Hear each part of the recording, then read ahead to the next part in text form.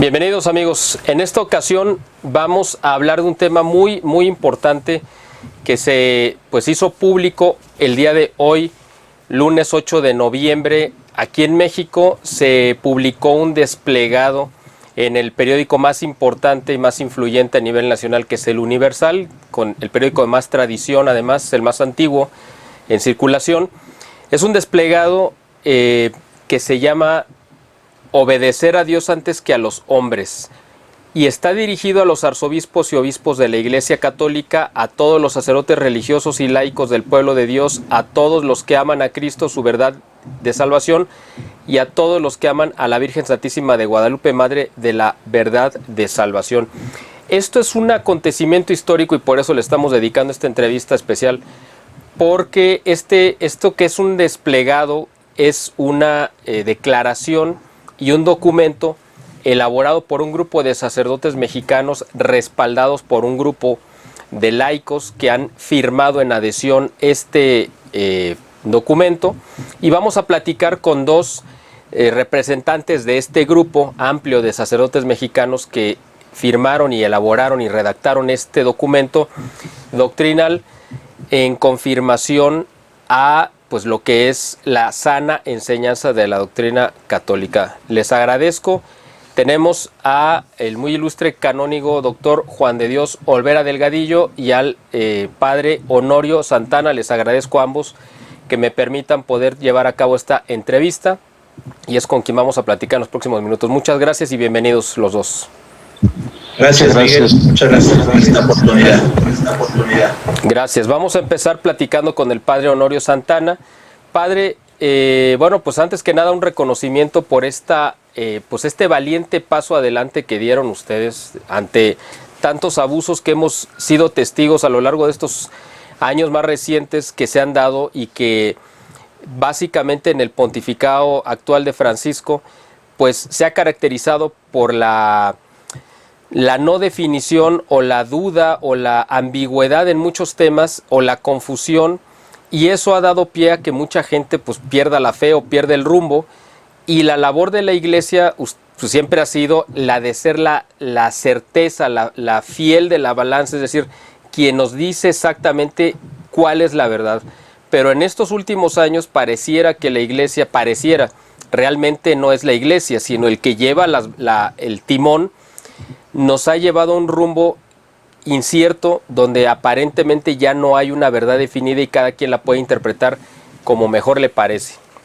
Cuéntenos un poco, padre, por favor, cuál fue la motivación que inspiró el redactar este documento, y por qué en este momento que estamos al finalizar de este año 2021, y cómo fue que ustedes decidieron tomar este riesgo, porque evidentemente para ustedes va a ser una situación muy complicada, y se animaron a publicar este documento que es tan contundente. Bueno, muchas gracias, Miguel. La pregunta es, ¿qué nos ha motivado a tener esta posición, a declarar esta postura que tenemos nosotros? Estamos como en la víspera de la gran fiesta de Santa María de Guadalupe. Es la Madre de la verdad de salvación, y creo yo que estamos viviendo, como tú lo dices, un tiempo de apostasía casi generalizada. La promesa de Cristo se mantiene, los poderes del infierno no prevalecerán contra la Iglesia. O sea, eso va a ser así porque es la promesa de Cristo. Entonces, tiene que haber, seamos nosotros o no, tiene que haber quien dé testimonio de la verdad. Siempre en la Iglesia se va a mantener la integridad de la fe, en la doctrina definida que ya la conocemos, y en el testimonio de los hijos de la Iglesia. Entonces, eso es así. Y bueno, yo, Monseñor, y todos los que hemos firmado este documento, yo estoy seguro que la mayoría o todos hemos estado sufriendo este tiempo grandes pruebas de fe, y es grave lo que nos ha tocado vivir, porque al conocer la fe y al verlo como algo existencial para nosotros, porque para mí es algo existencial. O sea, mi fe es parte de mi vida, parte de mi existencia. No puede uno hacer otra cosa más que persona al cristiano, a mí, a todos, pues tiene que reaccionar de alguna manera. Nosotros no pretendemos acusar a nadie, no pretendemos entrar en polémica, en pleito, en discusiones, no pretendemos eso. Simplemente queremos dar testimonio de que nosotros nos mantenemos fieles a lo que la Iglesia siempre nos ha enseñado, que ha recibido de Cristo. Es eso, no es otra cosa, créelo, es parte esencial de nuestra vida. O sea, no es cuestión aquí de teoría, de doctrina, nada más. No, es parte esencial de nuestra vida. No podemos hacer otra cosa. Y al ver atentados tan graves contra aquello que es nuestra vida, pues tenemos que reaccionar. Es un tema que hace tiempo que se ha estado tratando por todos lados, es algo que todo el mundo conoce, pero difícilmente encontramos a alguien que se atreva a decir yo creo esto íntegramente y no voy a seguir algo contrario, sea de quien sea. O sea, todo el mundo, hay un sentimiento muy general, muy generalizado en el corazón de muchos fieles, incluso de sacerdotes. Hay un sentimiento de dolor, de sufrimiento por el atentado. Tenemos que hacerlo, es algo que no podemos dejar de hacer. Eso es lo que a mí me ha motivado a apoyar en la declaración, a apoyar lo que hemos expresado ahí como parte esencial de nuestra vida. Ok. Quisiera hacer una pregunta ahora a Monseñor.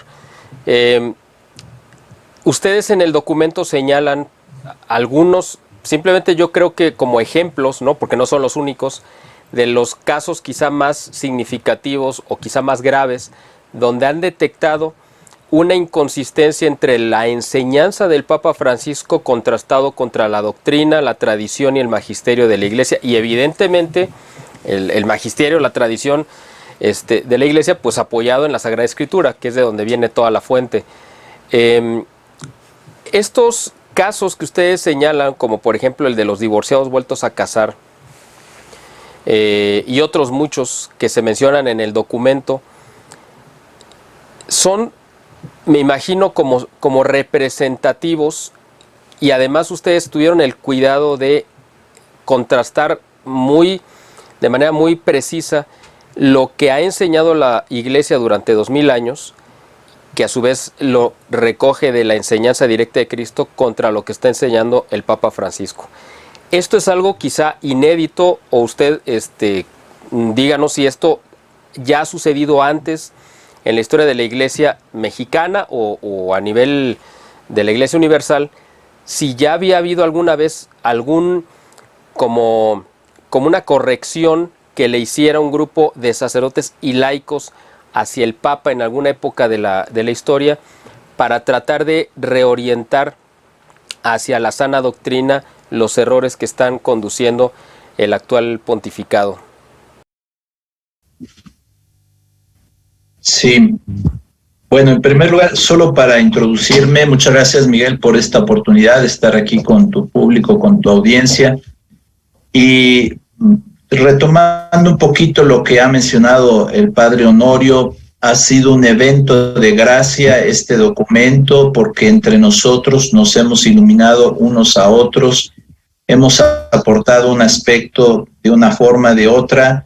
A los hermanos laicos hay que reconocerles muchas buenas ideas que ellos van teniendo y que a veces nos dicen, diríamos al oído, otras veces en una exposición de grupo, etcétera. Pero ha sido un gran trabajo en equipo, ha sido, yo creo, que una obra del Espíritu Santo, en cuanto que nos conjunta a varios sin conocernos, ni sacerdotes, ni conjuntarnos en una misma línea, con una misma finalidad: defender la fe de siempre, la fe que nos salva, la fe de Cristo. Como dijo el padre Honorio, no se trata de hacer discusiones, etcétera, no queremos ser groseros con nadie, pero sí de dar testimonio muy claro, como él lo dijo, un testimonio muy claro de lo que es la verdad de salvación.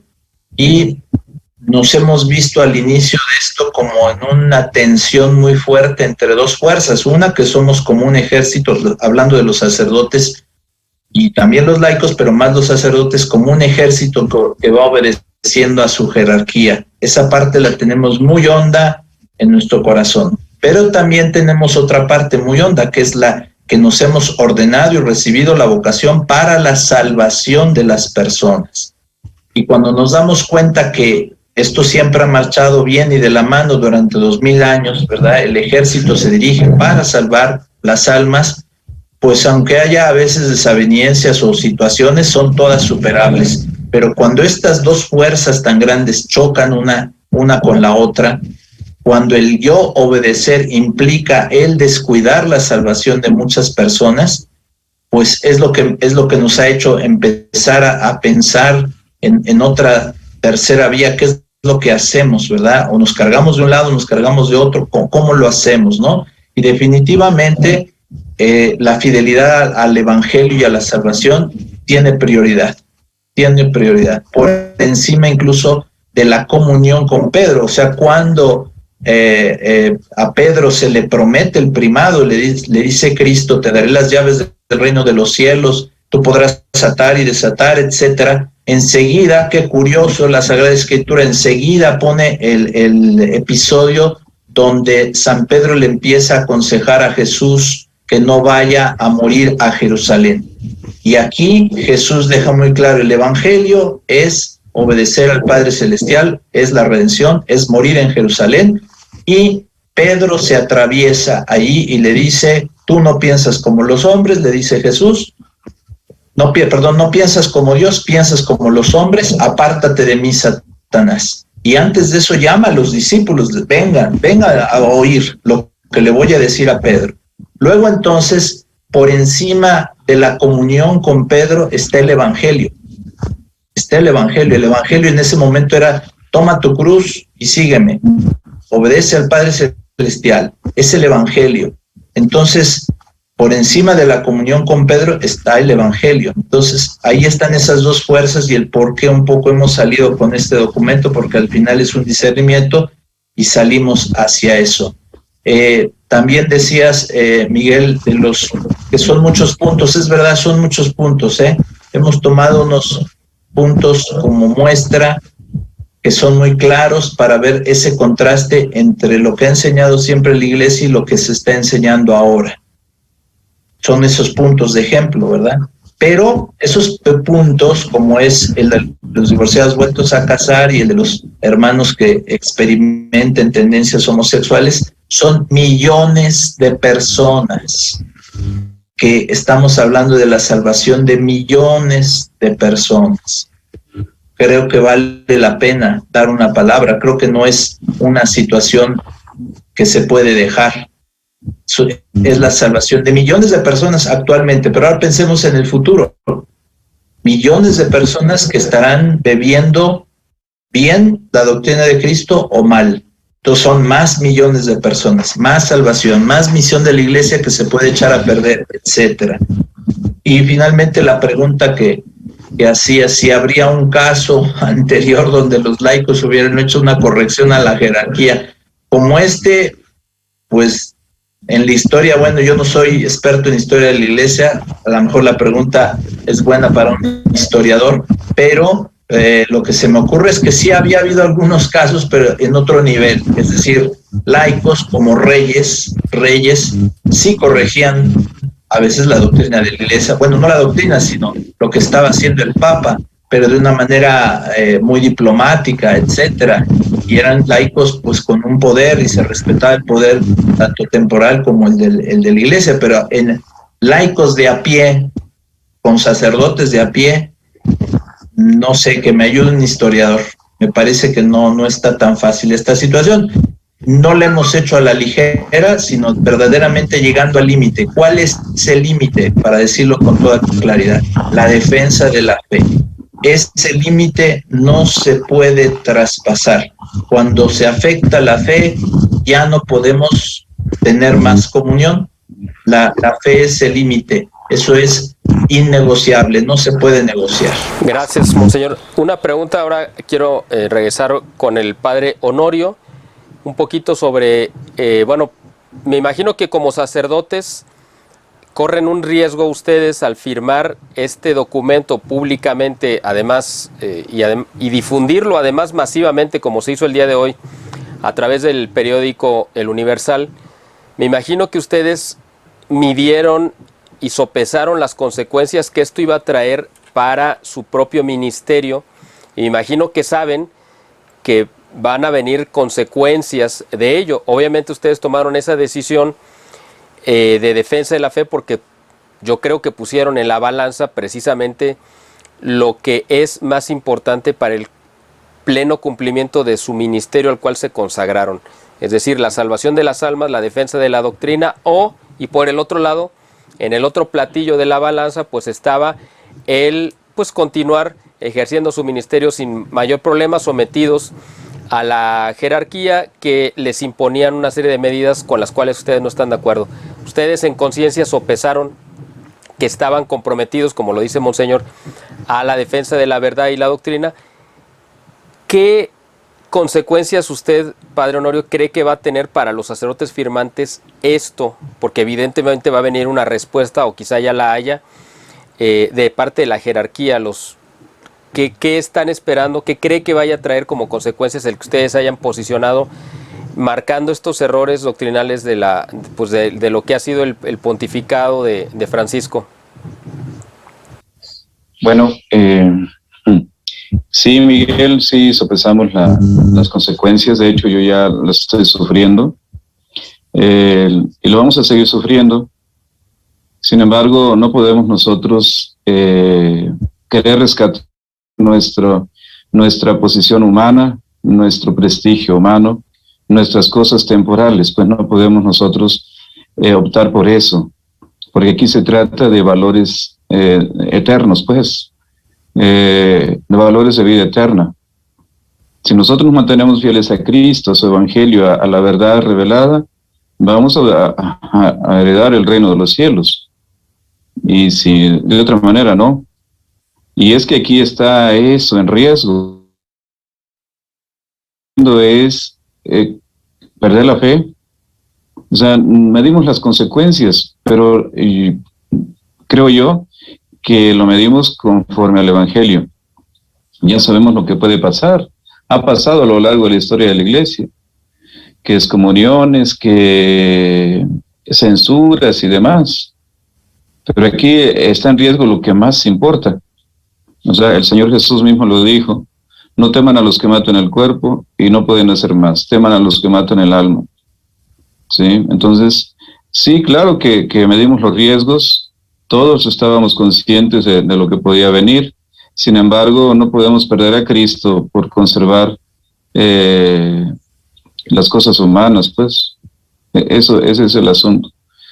Y sí, es difícil, es muy doloroso, de verdad es muy doloroso tener que llevar esto, pero Jesús lo dijo: van a ser llevados a los tribunales, van a calumniar, va a llegar un momento en que todos van a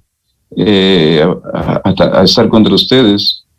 O sea, creo que estamos viviendo una situación a la par de lo que vivieron los mártires de la Iglesia. Pero no podemos optar por otra cosa porque está en riesgo lo más importante. Entonces, estamos muy en paz, yo estoy muy en paz. Creo que los demás sacerdotes están en paz. Yo he hablado con muchos laicos y ellos valientemente dicen: está bien, o sea, porque también ellos son censurados, son atacados, son criticados. O sea, esto es así lo que el Señor Jesús anunció, lo que dijo a sus discípulos: si a mí me han perseguido, ustedes los perseguirán. ¿Pero por qué le perseguían? Pues porque defendía la fe, porque optaba por la verdad, más bien, sí, defendía la verdad. Entonces estamos muy en paz y aceptamos lo que Dios permita. Estamos en las manos de Dios.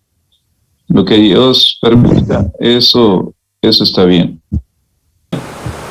Correcto. Monseñor, una pregunta que quizás sea un poco fuerte, pero pues yo creo que ha de estar en la cabeza de mucha de la gente que vea este video. Pues a lo largo de la historia de la Iglesia, pues ha habido pues divisiones, rupturas y una serie de problemas, ¿no? Incluso desde el seno mismo del Colegio Apostólico, cuando Judas se desprendió de la comunión con los apóstoles por su traición. Bueno, aquí la pregunta que yo quiero hacerle es, yo tengo muy claro, yo como laico, que además firmé y me adherí a este documento, yo tengo muy claro cuál es la posición y la inspiración de ustedes, pero mucha gente que ve este video a lo mejor no lo tiene tan claro, y yo quisiera que usted se los aclarara.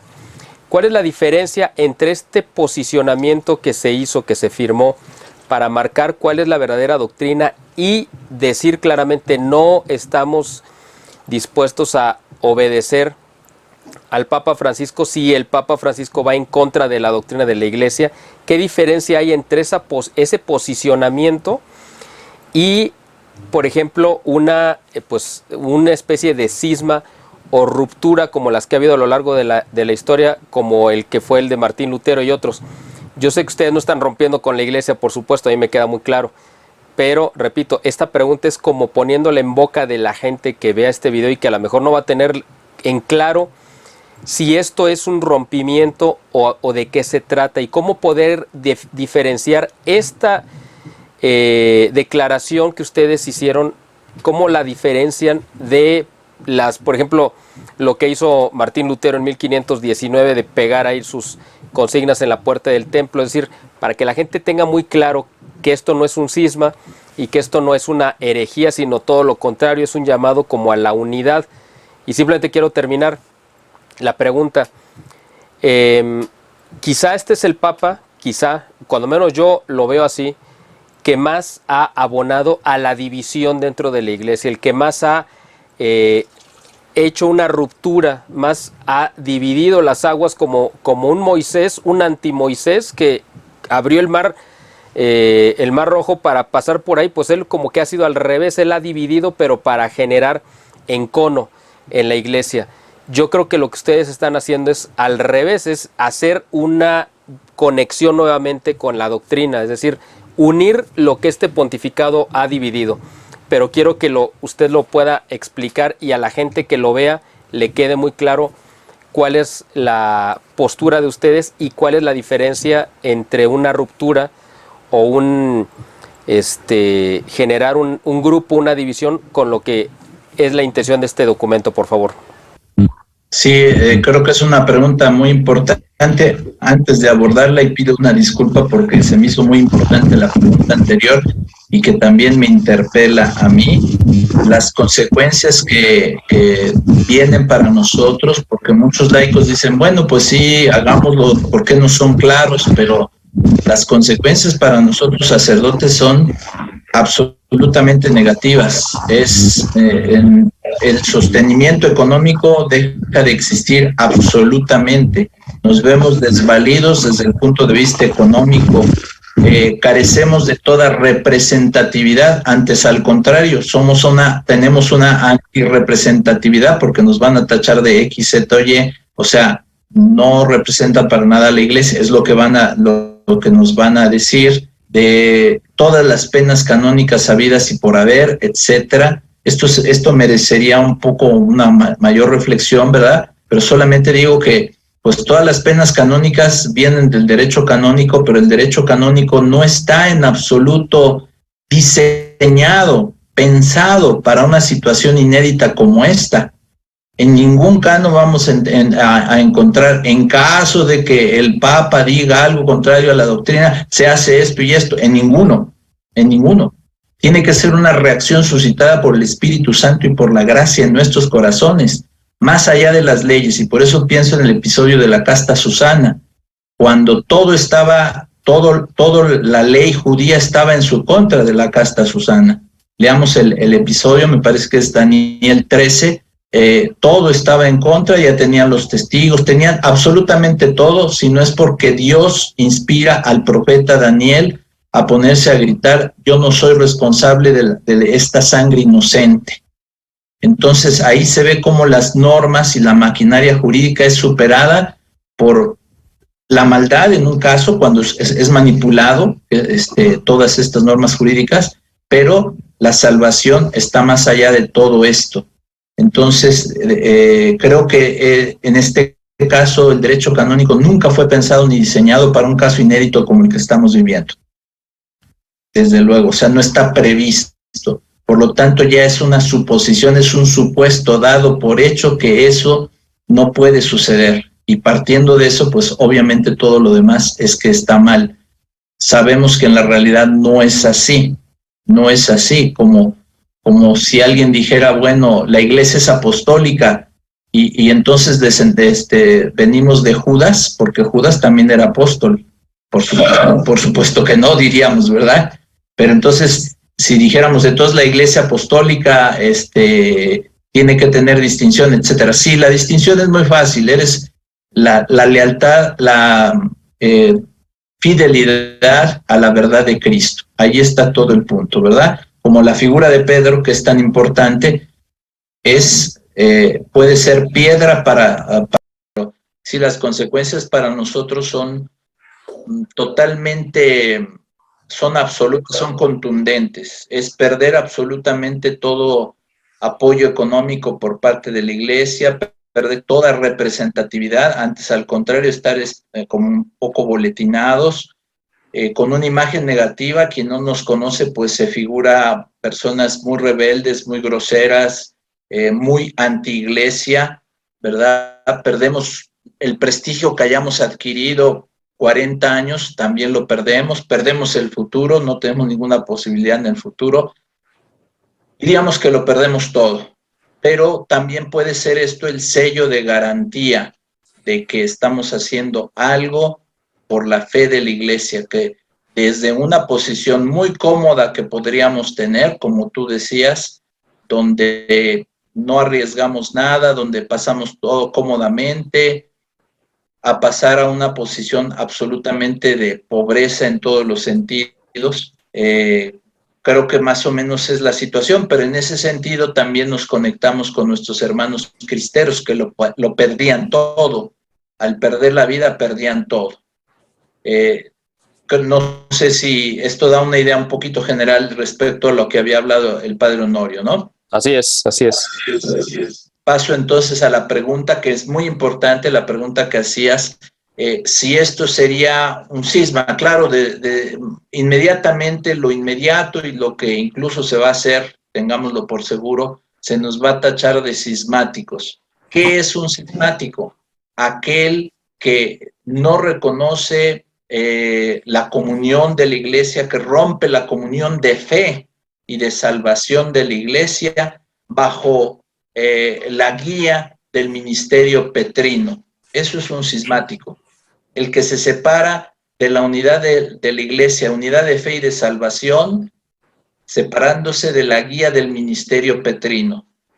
Pero aquí resulta que tenemos un ministerio petrino de 2000 años con 264 papas que nos han confirmado en la fe, como decías, la fuente de la revelación es Cristo y de la salvación, y la comunidad primitiva, que es el modelo de la iglesia, por eso somos iglesia apostólica, es la que continúa absolutamente todo este patrimonio de fe, y ha sido así durante 2000 años. Entonces estamos ante la situación inédita de que alguien se separa del ministerio petrino de 2000 años.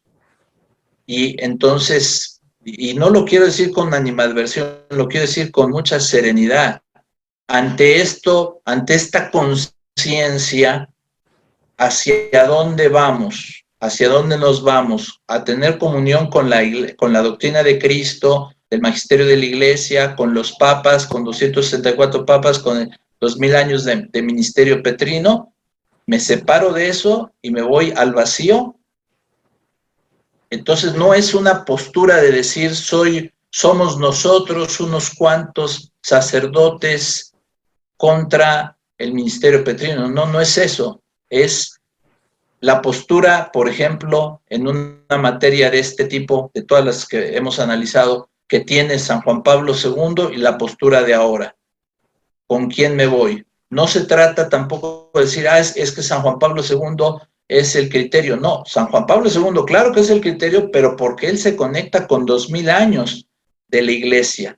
Entonces, ese es el criterio. Entonces, no es hacer un cisma, sino tratar de decir, fijémonos bien cuál es la fe de la Iglesia, con cuál fe voy a estar en comunión. Entonces, por encima de la comunión, creo que esto va a ser muy claro, está la comunión en la fe y en la salvación.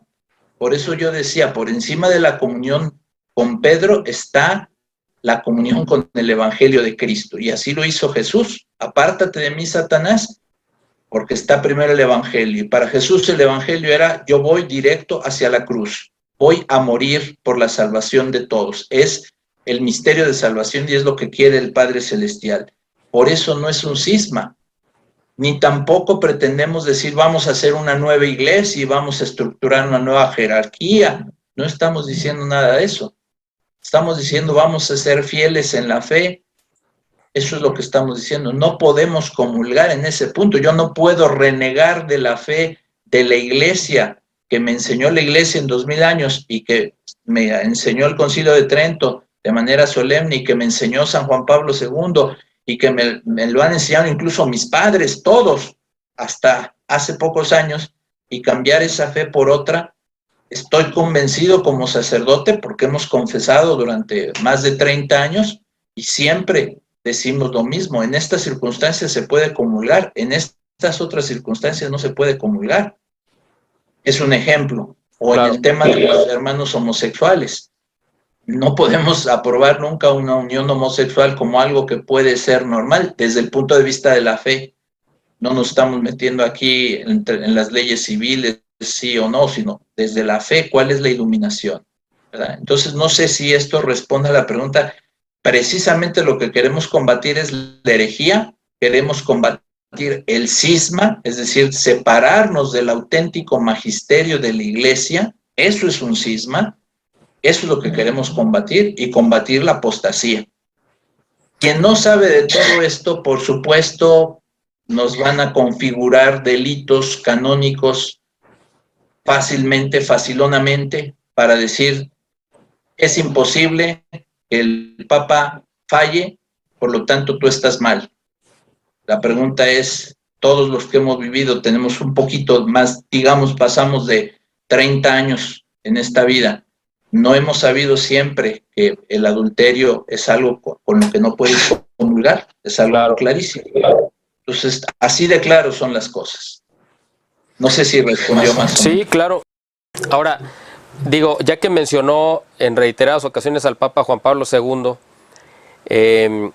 a él le tocó enfrentar un caso más o menos parecido, o yo quisiera que usted nos hiciera la diferencia entre lo que sucedió con Monseñor Lefebvre en 1988, donde él, yo entiendo, yo a lo mejor no tengo todos los elementos, pero según lo que yo sé, también quiso hacer como una confirmación de la fe en cuanto a la defensa de la celebración de la misa tradicional y en una ordenación episcopal que él hizo sin contar, parece, con el beneplácito, la autorización de Roma, se le decreta como que queda fuera de la iglesia y se le excomulga. Después el Papa Benedicto XVI, hasta donde yo sé, levanta o anula, o como le quiera llamar, o como sea correcto llamarlo más bien, la excomunión, y eso significa que además el mismo Papa Juan Pablo II, en el momento que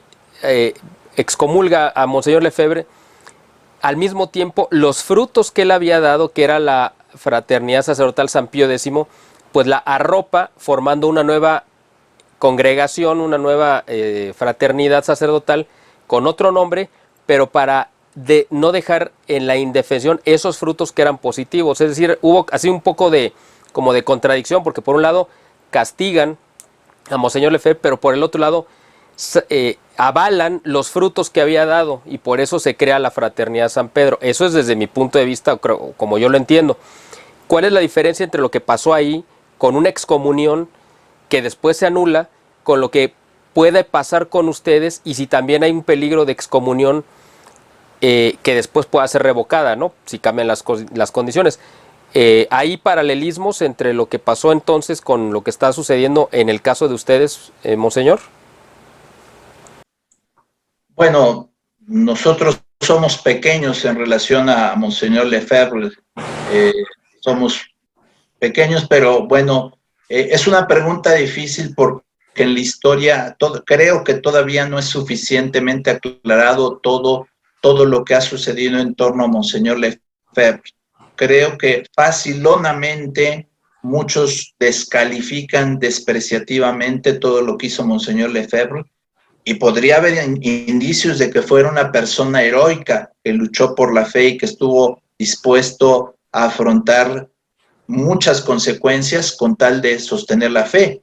Solo Dios juzga la conciencia y por eso habría esos indicios de que tuviera hasta una fe heroica, pero realmente para esto hacen falta muchos datos históricos. Lo que podemos dar es solo indicios, ¿verdad? Indicios. En primer lugar, un dato que pareciera muy importante de distinguir en el caso de Monseñor Lefebvre, es que no es que el Papa lo excomulgue, sino que el Monseñor Lefebvre cae en una excomunión automática, en la cual no es necesario que el Papa intervenga, y esto marca una diferencia.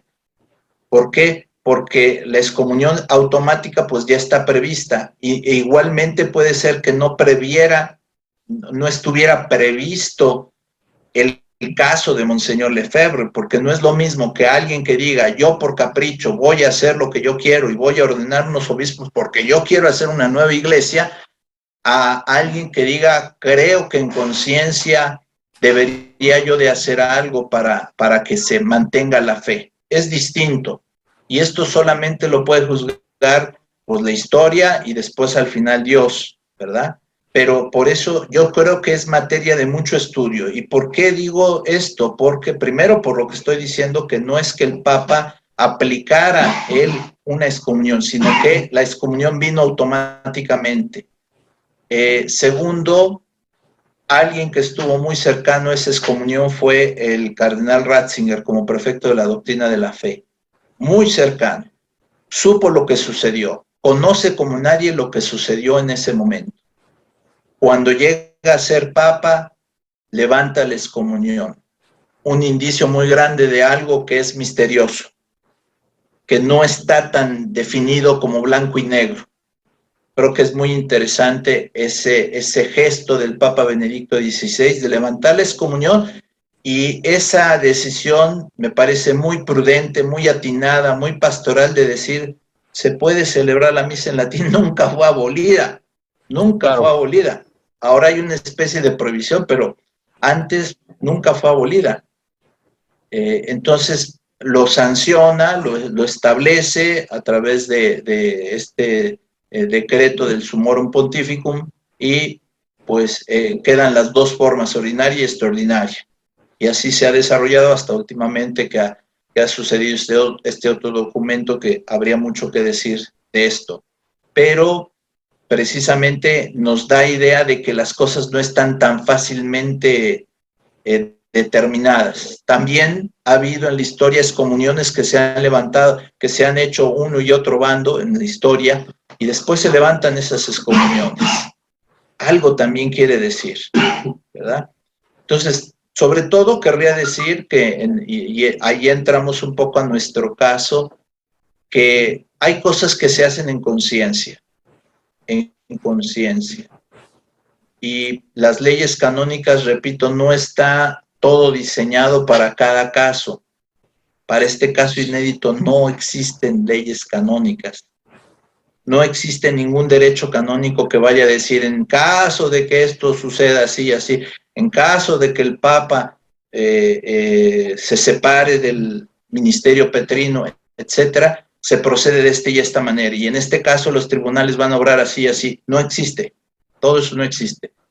Como no existe, pues se van las personas a lo que existe y pues dicen, pues así está y así lo aplicamos y así configuramos delitos canónicos y así así los aplicamos, pues suceden sanciones que después a veces son revertidas. Y aquí quiero un caso, habrá muchos, yo no soy experto, pero habrá muchos en la historia. Santa Juana de Arco muere juzgada por la Inquisición, con las leyes canónicas, se le aplican las penas, muere quemada en la hoguera, y después de unos siglos es canonizada.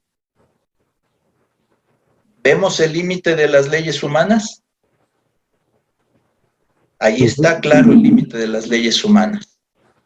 Igualmente los cristeros, en su momento, es un dato importante, ¿no? En su momento se les tachó de revoltosos, de personas que no estaban obedeciendo a la iglesia, que cómo se atrevían a hacer eso en supuesto en defensa de la fe, etcétera.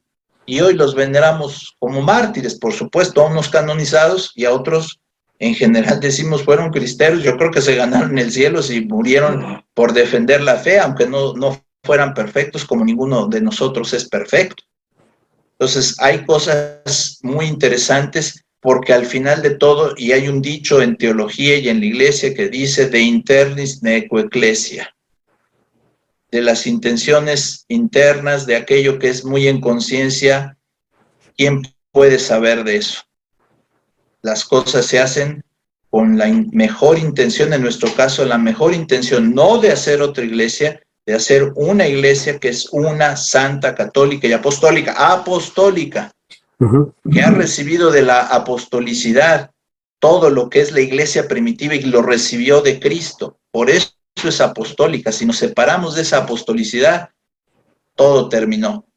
La iglesia no puede ser un club donde mantenemos una unión, una membresía, una comunión externa. Si no hay comunión interna en la fe, estamos perdidos. Si creemos cosas distintas, aunque por fuera estemos unidos, eso no es comunión. Entonces, creo que son pistas que nos pueden ayudar a pensar si es cisma o no es cisma. Así es. Ahora, un pequeño antecedente de esto, digo, no es igual, pero fue la famosa dubia que firmaron 4 cardenales muy reconocidos. Esto sería como una continuación en esa línea de decir, bueno, primero los cardenales le pidieron una precisión, una aclaración al Papa Francisco en el mar de ambigüedades en el que ha navegado durante estos 8 años de su pontificado. Esto, lo que ustedes hicieron, yo entiendo que ya no es como ya no es una petición de aclaración, porque obviamente nunca va a llegar. Si no le contestó a 4 cardenales de primera jerarquía, pues mucho menos a un grupo de sacerdotes y laicos. Esto es como decir, bueno, como no hubo una respuesta, pues el siguiente paso es este, ¿no? Es decir, nosotros, es esta declaración, es decir, no estamos obligados a obedecer al Papa en estos puntos específicos que ustedes han señalado muy correctamente en el documento, diciendo que ahí se ha incurrido en una, pues vamos a decir, como una, pues digamos, violación de la doctrina, y por lo tanto, pues no estamos obligados ni laicos ni sacerdotes a obedecer un magisterio adulterado que nos lleva al error, porque estamos obligados a seguir la verdad que es Cristo. Y cualquiera, como lo dice en el documento, citando la carta de San Pablo, que cualquiera que enseñara, así fuera un ángel del cielo o ellos mismos, una doctrina, un evangelio distinto, sea anatema. Yo creo que no hay palabras más fuertes para describir esto. Los dijo San Pablo, no son palabras suyas ni mías, sino es de San Pablo diciendo, maldito el que adultere el evangelio, pues porque realmente así se traduce, eso es lo que significa, ¿no? Así es. Entonces, esto se entendería como una continuación en esa línea del documento de la dubia de los cardenales. Yo creo que es algo distinto. Voy a explicar por qué. Distinto, pero también parte de del mismo deseo de ser fieles en la fe. Acerca de las dubia, porque es un plural, dubium es en latín y el plural es dubia, y son dudas que los cardenales proponen en forma. Es el estilo, es el procedimiento correcto que se hace. Cualquier laico, cualquier institución, cualquier obispo puede escribir a la Congregación para la Doctrina de la Fe y poner un dubium, una duda, y se le respondería. Es el procedimiento, cuanto más estos cardenales que sí eran muy connotados, ¿verdad? Son aquellos que viven, 2 han muerto, 2 viven, son muy connotados porque ocupaban puestos importantes, incluso dentro de la curia romana, conocen perfectamente el modo que se deben hacer las cosas, lo hacen de la manera más correcta, con una precisión impresionante, y jamás son atendidos, y jamás es respondido eso que, repito, cualquier otro, un laico de a pie lo puede hacer y le habrán respondido muchas cosas, porque a ellos no les respondieron. Ahora, hay que tomar en cuenta, son distintas las cosas. Ellos pedían una aclaración para la fe de la Iglesia Universal. Nosotros también, pero desde otro punto de vista, desde el punto de vista de nuestra conciencia, no podemos obedecer aquello que sabemos que no está bien, que no es la fe de la Iglesia. No estamos pidiendo una aclaración, sino estamos diciendo, no podemos obedecer esto porque es contradictorio. Va contra la fe de la Iglesia, no podemos.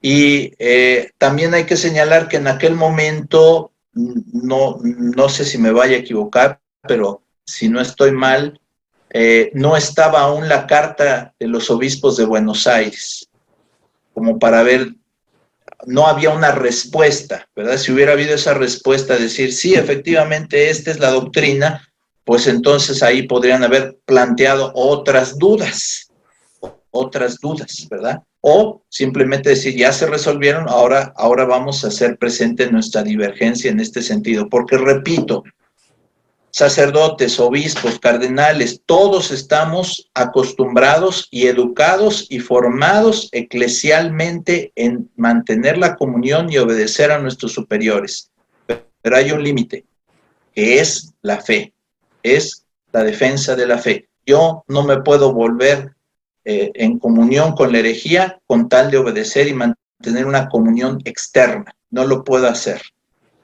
Entonces, creo que por ahí van las cosas.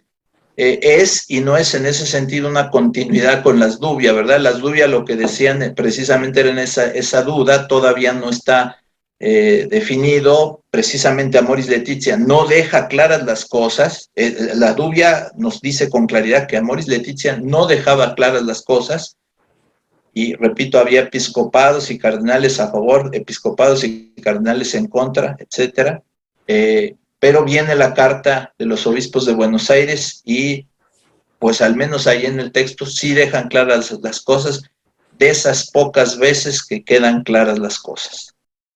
¿Usted cree que esta iniciativa que ustedes tomaron, respaldada por laicos, vaya a tomar, pues a crecer a nivel pues mundial en cuanto a que muchos sacerdotes que tengan las mismas inquietudes que ustedes y que no se atrevían quizá a manifestarse abiertamente porque pensaban que iban a ser los únicos, cree que esto les dé las herramientas y quizá el coraje y se sientan lo suficientemente arropados para adherirse a este documento y esto pueda generar, bueno, lo voy a decir en términos así como mundanos, pero usted me va a entender el término, cree que pueda generarse como un movimiento de laicos y sacerdotes que se vayan a unir a nivel mundial? De hecho, laicos ya se están sumando, cada día está creciendo más la lista de la gente que se está adhiriendo de muchos países, pero cree que esto vaya a pasar también con los sacerdotes hasta que llegue el punto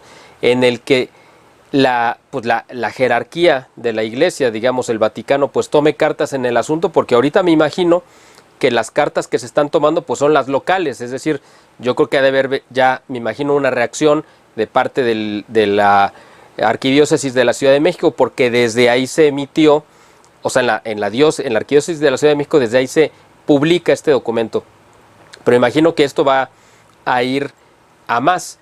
¿Cree que esto vaya a llegar a generar como una renovación, vamos, como una inspiración para muchos sacerdotes y laicos en todo el mundo que coinciden totalmente en sus apreciaciones y en su quizá frustración de ver cómo se ha manoseado de parte de este pontificado la doctrina y se han dado tantos malos ejemplos y además tanto escándalo, y esto venga a ser como ese bálsamo que cure esas heridas que ha generado este pontificado? Bueno, primero quisiera decir que como estamos formados, queremos tener respeto por todas las personas, de respetar la persona del Papa, respetar a los obispos, a los señores cardenales, a todos, mostrarles un respeto, como los apóstoles mostraban respeto por la jerarquía judía en aquel momento, pero les dijeron claramente, no los podemos obedecer, porque tenemos que obedecer antes a Dios, pero de una manera respetuosa. Y en ese sentido, respetuosamente, desde un principio hemos mandado una comunicación directa a nuestra curia, antes que a nadie, informando a nuestra curia de lo que estamos firmando y del contenido. Antes de que incluso se hiciera público, ya había un resumen en nuestra curia. Muy bien, esa es una forma de respeto, buscando un diálogo sereno, etcétera. Pero yo creo que las cosas, es la misma pregunta, esto se conecta con la pregunta que algunas personas han dicho, que por qué en la página de esta declaración está el botoncito para adherirse, que qué se busca con esa adhesión. Es la misma pregunta. Yo creo que las cosas que estamos haciendo, las queremos hacer movidos por la fe, y yo creo que, diríamos, las cosas en el mundo son distintas. En el mundo se generan revoluciones a base, a veces, de redes sociales, a base de una ola que va creciendo hasta que ya no se soporta la presión y entonces hay cambios, etcétera. En la materia de la fe no es así, no es así. Nosotros no pretendemos hacer una ola grande, que se haga grande para después que haya cambios. Puede ser que esto sea aplastado absolutamente, pero ¿cuál es la dinámica de Dios? La dinámica de Dios es ganar cuando pierdes. Ganar cuando pierdes. Eso ha sido la dinámica de Dios siempre. Los envío a ustedes como corderos en medio de lobos. Perder para ganar. ¿Cómo iban en el caso de los cristeros? Perdieron su vida, perdieron muchas cosas. Habría una discusión histórica si ganaron una guerra o no la ganaron, y parecería por traiciones no la ganaron, pero sí ganaron lo importante, preservar la fe en México. Uh-huh. Y de la misma manera está la dinámica de lo que hizo San Esteban.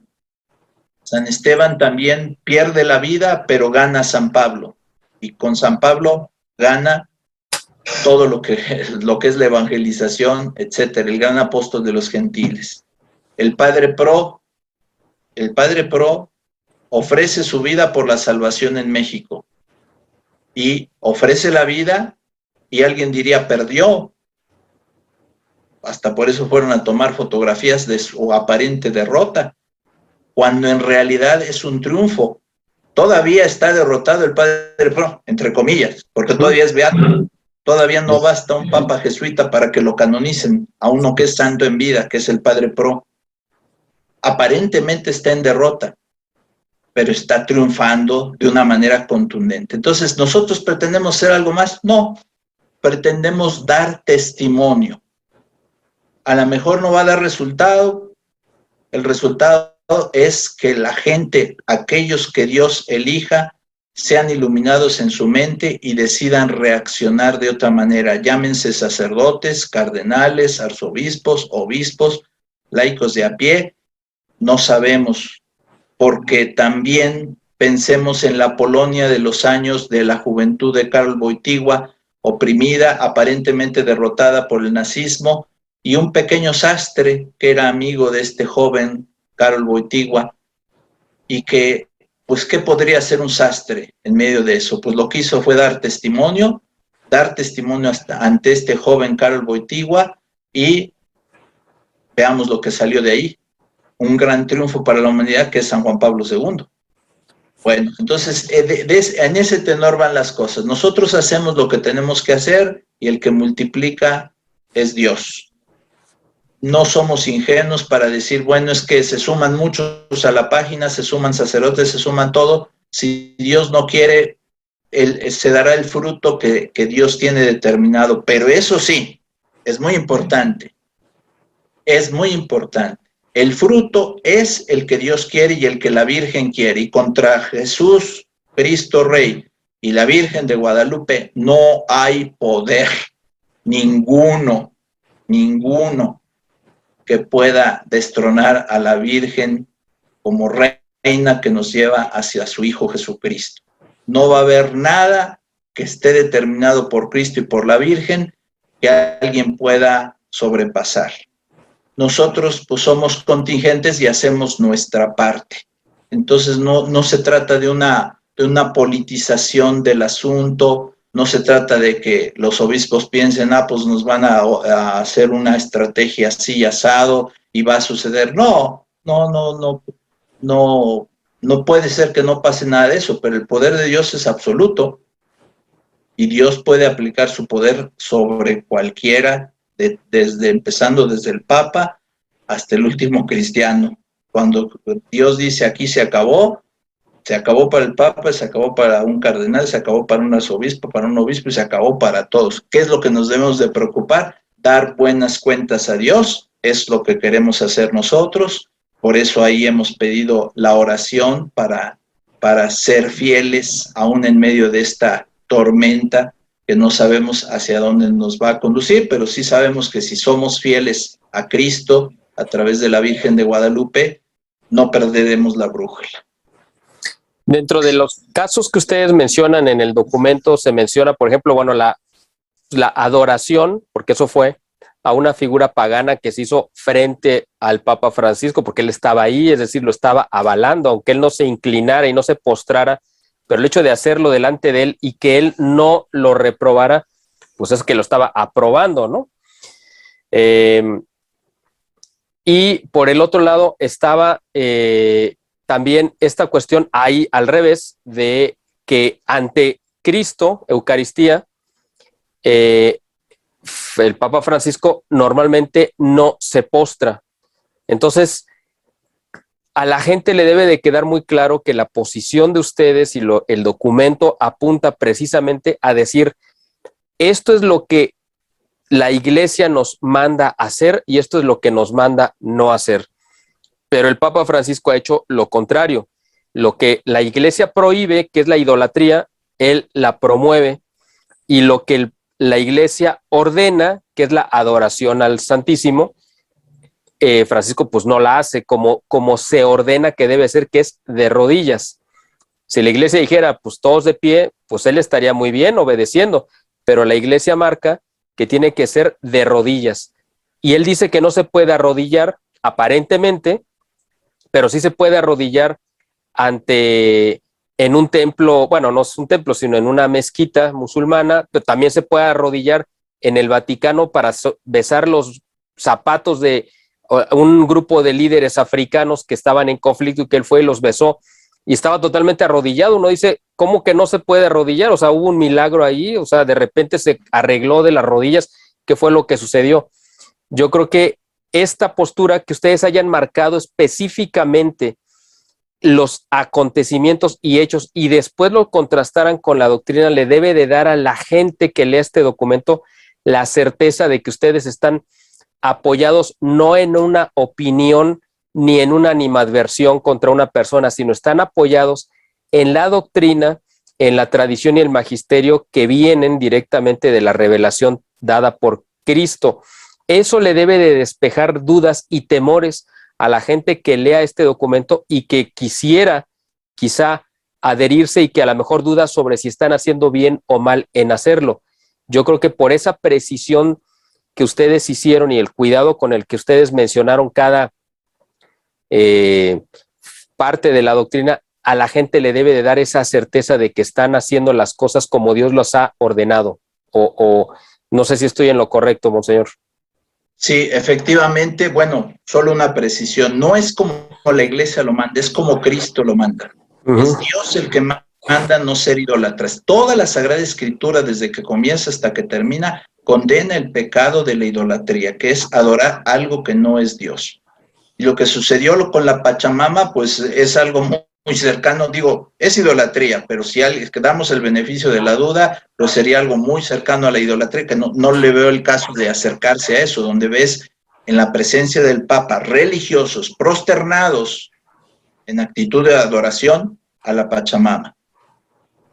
No tiene ningún sentido. El tema de la inculturación es un tema viejo en la teología, que lo tenemos bastante bien trabajado. No hace falta nada de esto. Más, la verdadera inculturación no es que tú te pongas a adorar a los ídolos. Eso no es la inculturación. La inculturación es valorar todo lo que tiene una cultura de positivo, asimilarlo y hablarle a esa cultura en ese lenguaje para que entienda el mensaje de Cristo, el mensaje del Evangelio, sabiendo que Cristo es la medida de toda cultura. Te estoy dando los principios de esa teología que hemos estudiado desde siempre, entonces no hay nada nuevo en esto.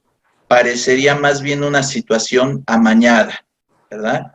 Entonces, creo que siempre es Dios el que ha condenado la idolatría. Leyendo la Escritura siempre te lo vas a encontrar. Ahora, en relación a hincarse ante la Eucaristía, empieza desde que en el Evangelio quien encontraba y reconocía a Jesús se prosternaba ante él y reconocía su divinidad.